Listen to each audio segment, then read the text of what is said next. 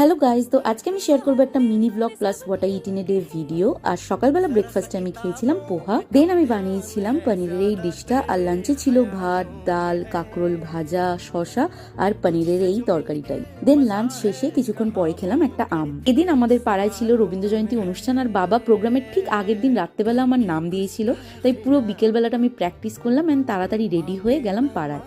আর তাড়াহুড়োর মধ্যে রেডি হতে গিয়ে আমি আলতা পরতে ভুলে গেছিলাম, তো ভাইকে বললাম অ্যান্ড ভাই বাড়ি থেকে আবার আলতাটা নিয়ে গেল।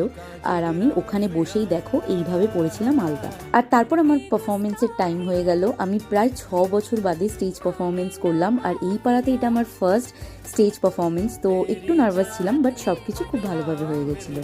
তারপর প্রোগ্রাম শেষ হয়ে যাওয়ার পরে এই যে ব্যাক স্টেজে আমার ছোট্টবেলার বন্ধুর সাথে চলছিল কিছুক্ষণ ঝগড়া, ইয়ার্কি, খুনসুটি এসব। দেন তারপর বাড়ি চলে এলাম আর ডিনারে খেয়েছিলাম 2টো রুটি আর পানির। তো চলো দেখা হবে পরের ভিডিওতে, বাই।